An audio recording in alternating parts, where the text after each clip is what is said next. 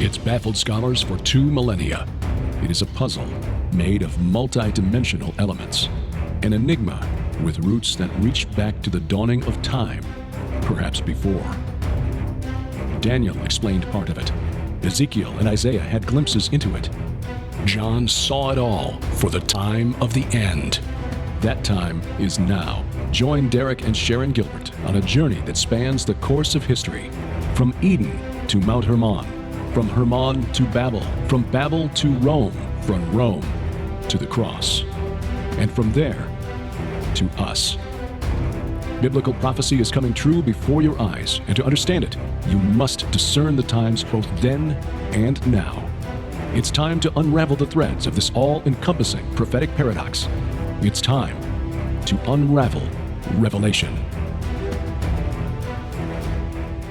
Welcome to Unraveling Revelation. I'm Derek Gilbert. I'm Sharon Gilbert, and welcome to the second part of 6 parts exploring the land of Israel and Jordan. And I got to tell you, if there's any way you can go with us in March of 2023, you need to.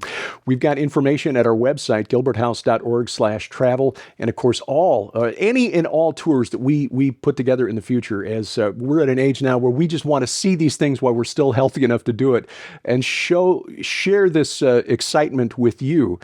We'll always have that information there at that website. But as of now, the second half of March in 2023, we plan to go back and just over the 6-week series that we're in the middle of now, show you what we saw in 2019 as part of our... It was incredible. Yeah. In fact, Aaron Lipkin, whom I follow on Facebook, and many of you do as well, he just posted a video of himself a few days ago as we're recording this, and he was so excited about the archaeological discoveries that are taking place. The rocks are crying out. Mm-hmm. And in my comment, I thanked him for his video, and I said, we'll see you in March and probably in 2024 as well, because Derek and I plan on going back as often as the Lord allows us. Yes, and we highly recommend Lipkin Tours. If you can't make it with us, if you can find one of the other tours that Aaron Lipkin and his team are putting together, please do so. Friends of ours like Mondo Gonzalez at Prophecy Watchers, Ryan Pitterson is putting together a tour for 2024 with Lipkin Tours. So the tour guides that Aaron has pulled together, Aaron and Eddie Lipkin, are the best in Israel because they love archaeology just as we do. So if you can go with us in March in 2023, we would love it. If not, just keep checking our website because we'll always tell you the latest dates. Absolutely. This week, we continue in the north of Israel in the Golan Heights, a mysterious structure only rediscovered by archaeologists in 1967 after the Six-Day War when Israel captured the Golan from Syria. It's been on the landscape for almost 6,000 years, but it had been overlooked. But even more surprising was the landscape feature a quarter of a mile north of the wheel that had been overlooked until just recently when our friend Pastor Doug Van Dorn discovered it, wrote about it in his book Giants, Sons of the Gods, and then we stumbled on it independently thanks to Google Earth, the Serpent Mound of Bashan. While editing this video, we stumbled onto something that surprised us, not only because we hadn't expected to find it, but because apparently only one other person we know of has found this so far. And it's been there on the land for, at least 6,000 years, something like that? In fact, when you found it, you hollered for me, Sharon, get in here, you have to see this. Because when you see this, dear friends, dear viewers, your mouths are going to drop open and you're going to wonder, why has no one else seen this? Well, we only now and today have satellite imagery, and to really perceive it, you need to be very high up. Planes don't fly over that area because it's a stone's throw from Syria. I stumbled onto this site while looking for a Google Earth image of Gilgal Refaim. So I brought up the picture, looked at it, did a screen capture, which you'll see on the screen here. But look just to the north of Gilgal Refaim, serpentine feature on the landscape. It is startling, and we have read a few papers that indicate this is a natural lava formation. Let's assume they're right. It's still called Bashan, which it essentially means place of the serpent. That's correct. This is in the middle of the ancient kingdom of Og, and for some reason, and now I'll superimpose a map that was developed by an archaeologist of megalithic burials in the area. And you'll see that the vast majority of them are clustered right on top of that mound, as well as several Chalcolithic dwellings. This is why the scholars have redated the construction of Gilgal Refaim from the Bronze Age, which is roughly 3100 BC to about the time of the Exodus, the beginning of the Iron Age, around 1200 BC or thereabouts, back to the Chalcolithic period, because there weren't enough Bronze Age villages or settlements in the area to account for the number of man-hours it took to move the 40,000 tons of rock to create Gilgal Refaim. Exactly. We're talking about men who would no longer be guarding their homes, who would have to be fed and watered. There was a complex civilization with a ruling authority who could make people go out and build this thing. What's even more interesting is that they found a wall to the south and west that appears to be even larger than Gilgal Refaim, and apparently was dismantled. The stones taken from the older, bigger wall to create Gilgal Refaim. Now bear in mind, the Great Serpent Mound here in the United States is about 1,100 feet long. When you run Google's measuring tool on Google Maps across this thing from tip to tip, it is about 3,700 feet. So it's more than 3 times longer, almost 3/4 of a mile. And it's about 20 to 25 feet above the surrounding plain. The Serpent Mound in Ohio is only 2 to 4 feet above the plain, above the surrounding terrain. So, and that has been dated by scholars to about the 4th century BC, about the time that Alexander the Great was conquering the lands around ancient Israel. Now, this Chalcolithic mound, based on the dating of the settlements and the tombs on top of it, is at least 3,000 years older. To put this in the context of some sort of timing, we would place this after the Tower of Babel, so well after the flood of Noah and after the Tower of Babel, but long before the arrival in Canaan of Abraham, which was somewhere after 1900 BC. I put that about 1876 BC in my timeline. And by the way, we have to give credit where it's due. The one person we know of who has noticed this and written about it is Doug Van Dorn, and he's the author of a book called Giants, Sons of the Gods. He noticed it on Google Earth back in 2013, but really didn't make a big fuss about it.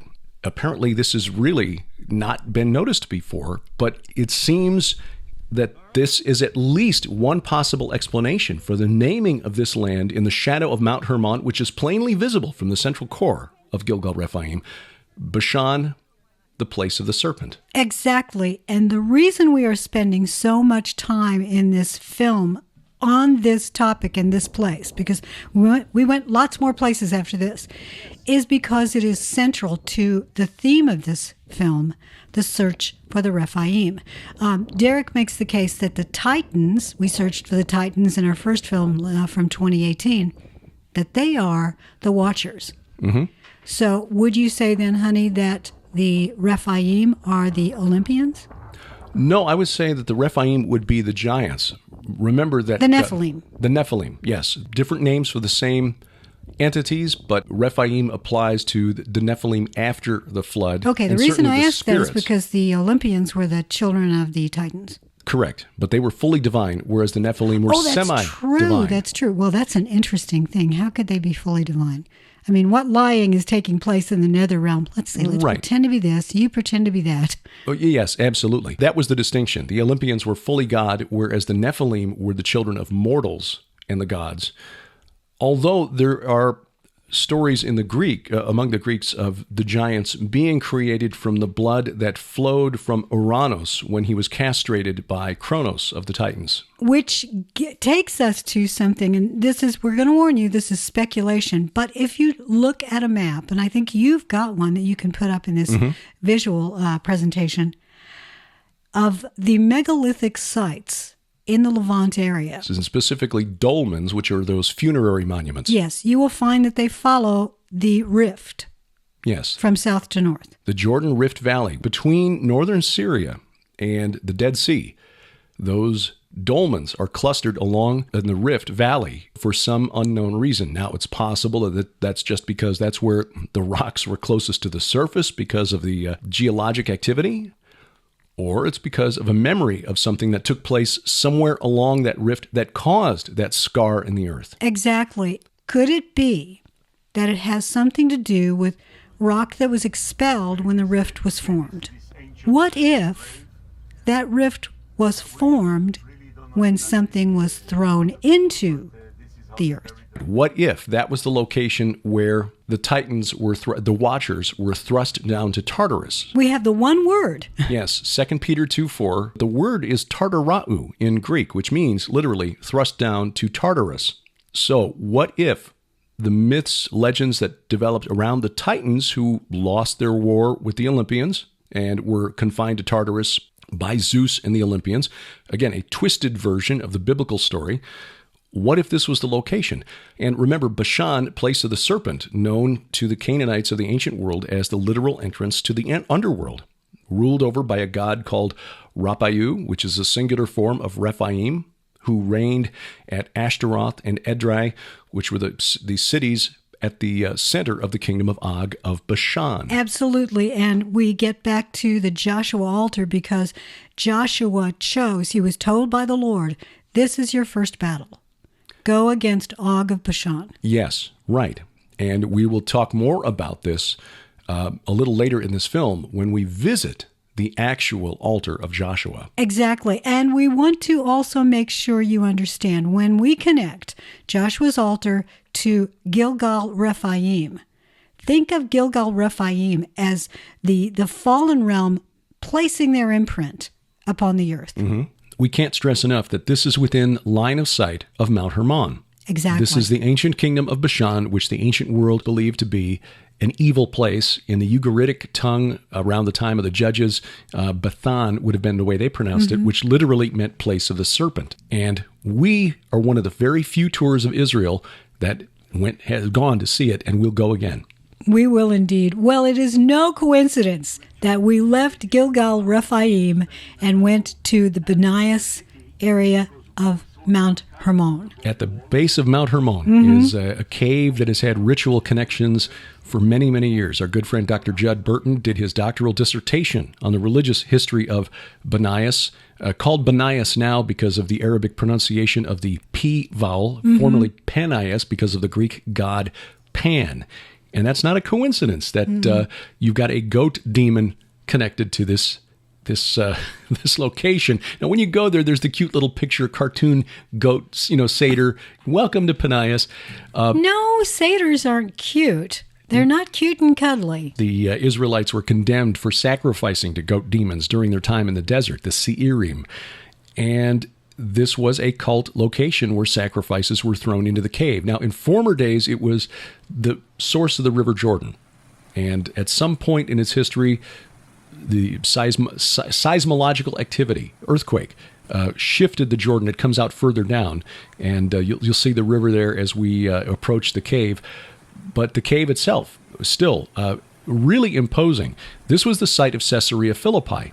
Mm-hmm. And you can see the ruins of Caesarea Philippi there. You see some of the columns.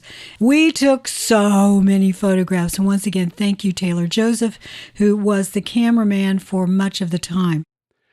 Well, whoa. The area... Right next to the Wheel of the Giants, there's this Serpent Mound. By the way, Bashan. Yes. It actually means place of the serpent. Yeah, and it's the same name as the ancient chaos monster that the Mesopotamians believe had to be subdued by the warrior god Ninurta. And more than that, it actually may be Betania. Yes.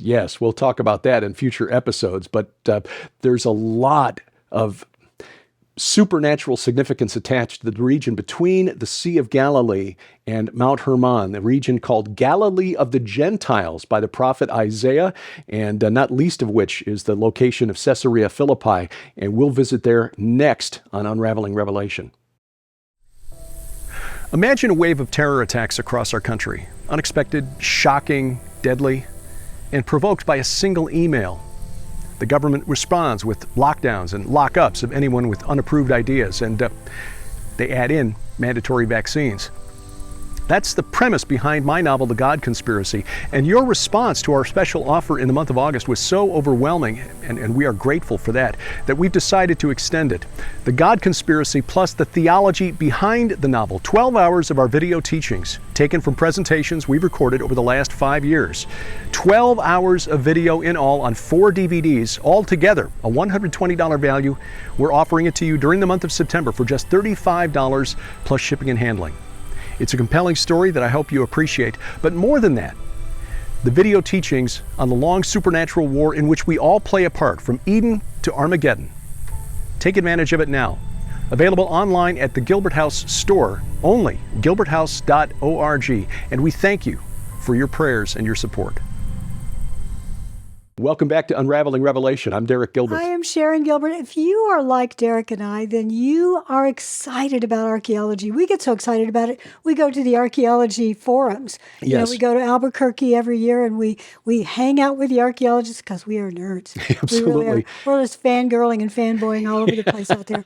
But you can go on really it's a rolling conference in Israel. Yes, we teach all along the way. So yes, we go to some of the sites that where you'll find many tourists going, obviously, like Jerusalem. We'll go to the Old City. We'll go to the City of David. We'll visit the archaeological sites there. But some of the sites that we visit are not so much on the tours, like Gilgal Refaim. But one of the places that we absolutely had to visit, and it was quite an honor. I mean, it makes the hair stand up in the back of your neck when you realize the significance of why Jesus chose that specific location, Caesarea Philippi, to ask Peter, "Who do you say that I am?" Boy, you know what? When we went to Panias, you preached. He said to them, "But who do you say that I am?" Simon Peter replied, "You are the Christ, the Son of the living God." And Jesus answered him, "Blessed are you, Simon Bar-Jonah, for flesh and blood has not revealed this to you, but my Father who is in heaven." Why did Jesus pick this place? Because for thousands of years prior to this, this was a site of pagan cult worship, dedicated to the god Pan, but also, our friend Dr. Burton says, probably some fertility god of the Canaanites prior to that. It was believed that when they threw their sacrifice into the pool, if it sank, the god accepted it. If it didn't, the god had rejected it. There are some accounts, some archaeological evidence to suggest that even human sacrifice took place here. And remember, we are in the region of Bashan, which everyone in the ancient world knew was the entrance to the netherworld. Which is why Jesus' next line makes so much sense. It's so powerful. I tell you, you are Peter, and on this rock I will build my church. Amen. And the gates of hell, which by the way are right over here, will not prevail against it. Amen. Amen. That's why Jesus brought the disciples here. That's why he had that revelation. Peter suddenly realizes, you're the Messiah.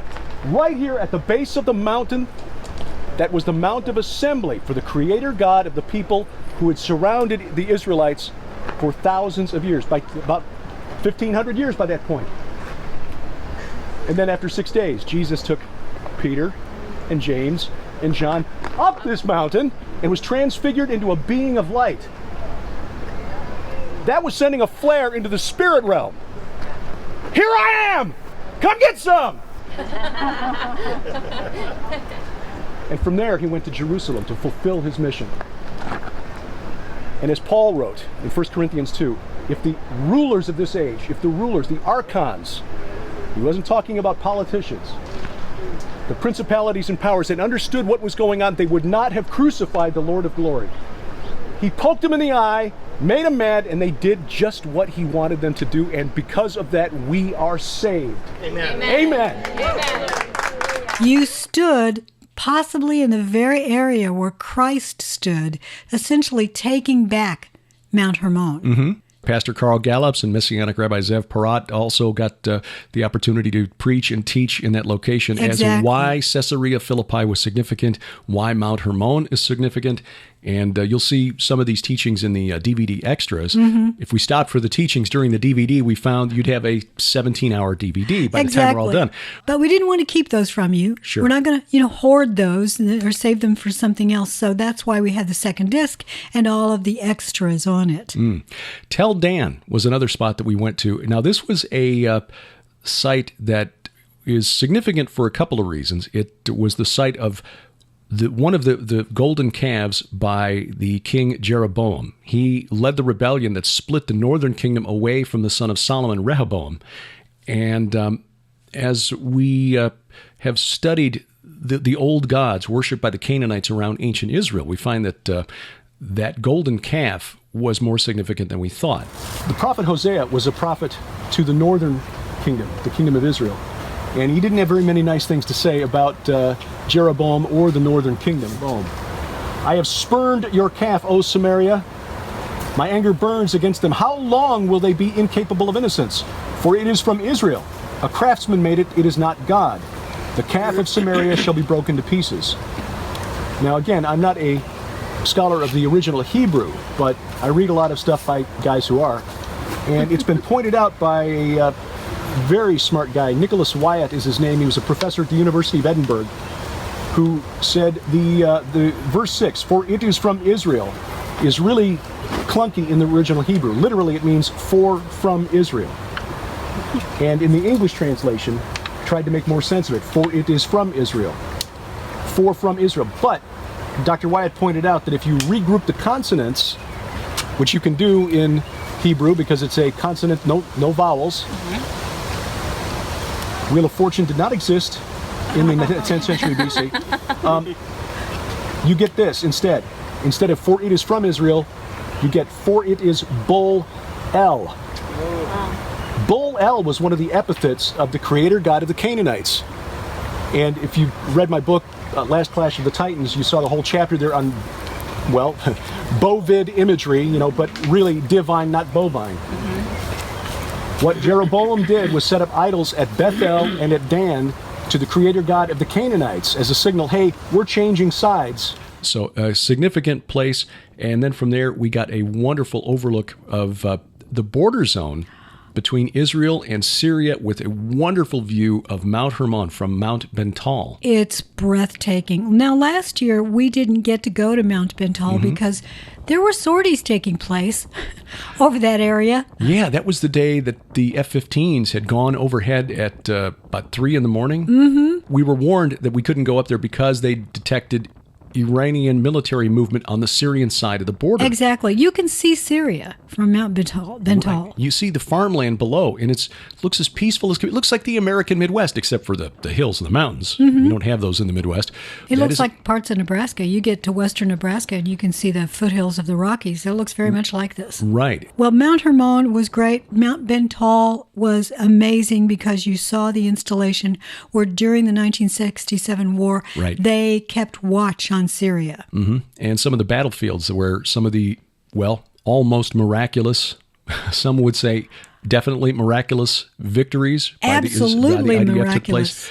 So an amazing sight. Very, very glad that we were able to get up there this year and just seeing Mount Hermon with our own eyes and realizing the significance that place has played in the spirit realm for thousands of years was an unbelievable, just once in a lifetime sort of thing. Except we hope we get to do it again. We started off our next day, of course, with another great breakfast. We packed up our bags because I think we were heading to the David Dead Sea Resort that evening. So the day of Thursday, May 16th, our first stop was the Sea of Galilee. This was really neat. This was a high spot last year, and it was again this year. We toured the Sea of Galilee on the Jesus boat, which is a boat owned and operated by Captain Danny Carmel, who is a Messianic Jew and an amazing singer. Oh, he is. He sells his CDs, and we're talking about an amazing singer.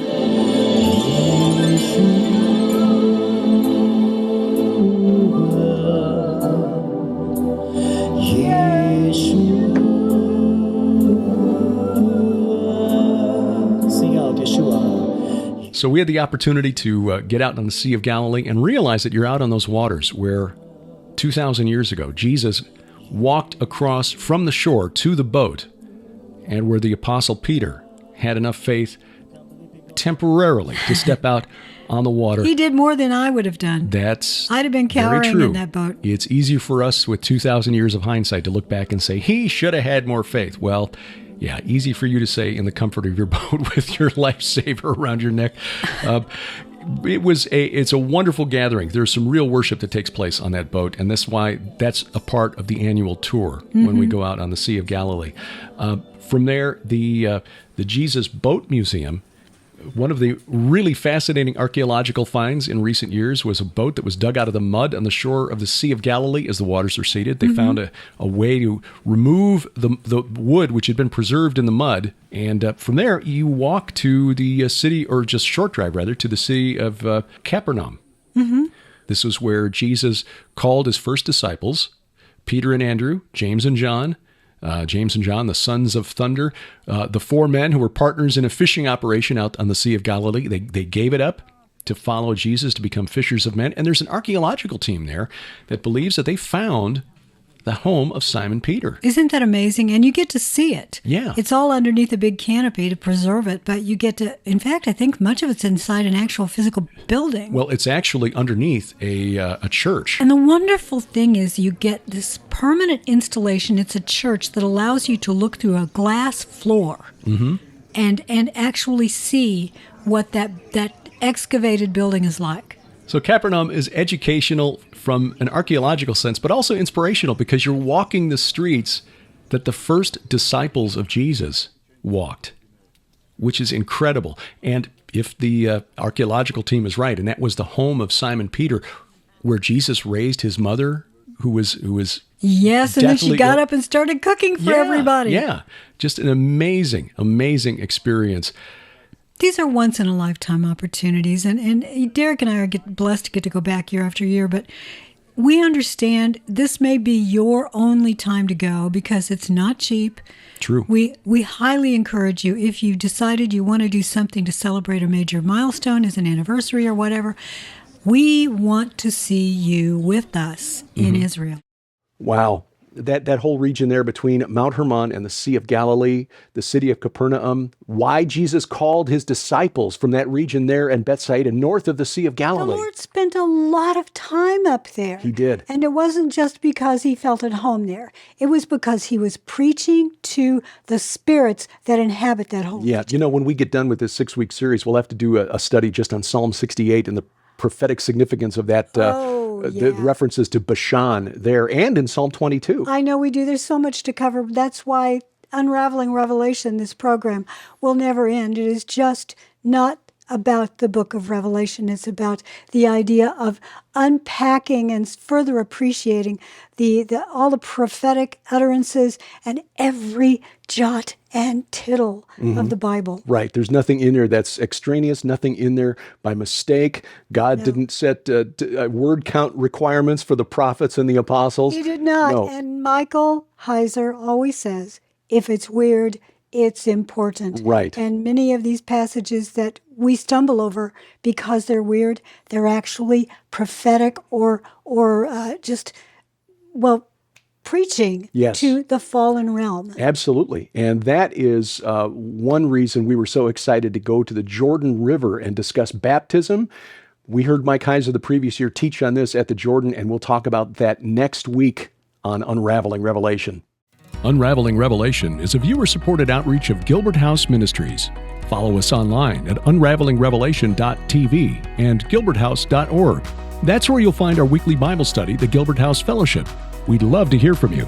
Contact us through our websites or drop us a line at P.O. Box 78, Crane, Missouri 65633.